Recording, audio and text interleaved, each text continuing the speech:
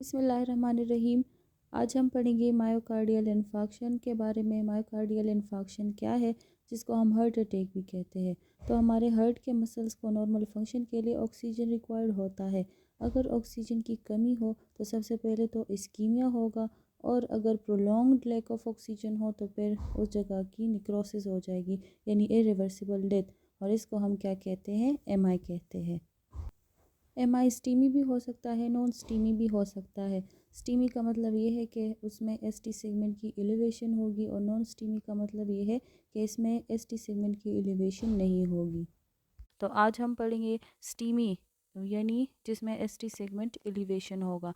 सबसे पहले हमारे पास है एंटीरियर वॉल एमआई, फिर है इंफीरियर वॉल एमआई, फिर है लेटरल वॉल एमआई, और फिर है पोस्टीरियर वॉल एमआई। इन सबको हम वन बाय वन देखेंगे कि ईसीजी में हम इनको किस तरह प्रेजेंट करते हैं। सबसे पहले हमारे पास 12 ईसीजी लीड्स होते हैं, जिनमें 6 चेस्ट लीड्स होते हैं और 6 जो है वो लिम्ब लीड्स होते हैं।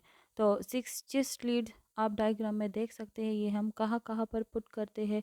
तो हमारे पास V1 जो है वो राइट साइड पर पुट करते हैं ऑन स्टर्नम, और लेफ़्ट साइड पर V2, V4 जो है मिड क्लेविकुलर लाइन, V3 इनके दरमियान में, V5 जो है एंटीरियर एक्सिलरी लाइन में, और V6 जो है वो मिड एक्सिलरी लाइन में। और 4 हमारे पास लिम्ब लीड्स होती है, AVR, AVL, AVF, और एक हमारे पास न्यूट्रल होता है, जिनको हम लिम्स पर रखते हैं। सबसे पहले हमारे पास है एंटीरियर वॉल एमआई। तो एंटीरियर वॉल एमआई में क्या होता है? हमें पता है कि हार्ट को जो है left coronary artery and right coronary artery supply करती है। अगर लेफ़्ट कोरोनरी आर्टरी में तो थ्रोम्बस की फॉर्मेशन हो और वो ओक्लूड कर जाए, तो क्या होगा? वहाँ पर जो मसल्स हैं उनको ऑक्सीजन की कमी होगी और वो इन्फार्क्ट हो जाएगा। तो एंटीरियर वॉल एमआई में ईसीजी में हमारे पास क्या प्रेजेंटेशन होती है? तो V1 से लेकर V6, यानी जो चेस्ट लीड्स हैं V1 टू V6, उनमें हमारे पास एसटी सेगमेंट एलिवेशन होती है।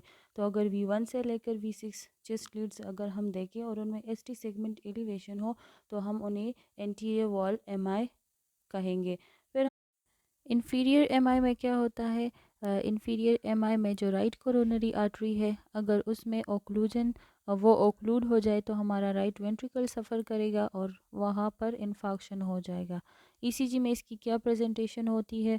तो ईसीजी में अगर हम देखें तो हमें पता है एसटी सेगमेंट तो एलिवेशन तो होगी, लेकिन कौन कौन सी लीड्स में? जो लिम्ब लीड 2 है, 3 है और AVF है, इनमें एसटी सेगमेंट एलिवेशन होती है। लेटरल वॉल एमआई में क्या होता है? तो लेटरल वॉल एमआई में जो लेफ़्ट सर्कमफ्लेक्स आर्टरी है, जो कि लेफ़्ट कोरोनरी आर्टरी की ब्रांच होती है, अगर वहाँ पर ओक्लूजन हो जाए तो हमारा लेफ़्ट साइड सफ़र करेगा और इसे हम लेटरल वॉल एमआई कहते हैं। ईसीजी पर इसकी क्या प्रेजेंटेशन होती है? तो इनमें जो है एसटी सेगमेंट एलिवेशन होती है, लेकिन लीड 1 में और AVL में, जिस तरह के आप ईसीजी में देख सकते हैं। और पोस्टीरियर वॉल एमआई में क्या होता है? पोस्टीरियर, जिस तरह के नाम से ही ज़ाहिर है कि पोस्टीरियर डिसेंडिंग आर्टरी वो ओक्लूड करेगी। पोस्टीरियर डिसेंडिंग आर्टरी वो राइट कोरोनरी आर्टरी की भी ब्रांच हो सकती है और लेफ़्ट कोरोनरी आर्टरी की भी ब्रांच हो सकती है। Posterior wall MI mostly independently होता है, लेकिन ज़्यादातर ये इन्फीरियर या लेटरल वॉल एमआई के साथ भी होता है। अब ईसीजी पर इसकी क्या क्या प्रेजेंटेशन है, ईसीजी में क्या क्या चेंजेस हम देख सकते हैं अगर पोस्टीरियर वॉल एमआई हो। तो सबसे पहले एसटी सेगमेंट डिप्रेशन होगा। अभी तक हमने पढ़ा एसटी सेगमेंट एलिवेशन, लेकिन इसमें एसटी सेगमेंट डिप्रेशन होता है V1 से लेकर V3 में, जिस तरह के आप ईसीजी में देख सकते हैं। और इसके अलावा टी वेव इनके टाल होते हैं, आर वेव इनके प्रोमिनेंट होते हैं, और इनका जो RS रेशो है वो ग्रेटर देन 1 होता है लीड 2 में। पोस्टीरियर ईसीजी लीड्स हम कहाँ पे रखते हैं? ये V7 से लेकर V9 तक होते हैं, और ये जो है हम बैक साइड पर रखते हैं। और पोस्टीरियर लीड्स में जो है वो एसटी सेगमेंट एलिवेशन होती है, यानी लीड V7 से लेकर V9 को अगर हम ऑब्ज़र्व करें तो उनमें हमारे पास एसटी सेगमेंट एलिवेशन होती है।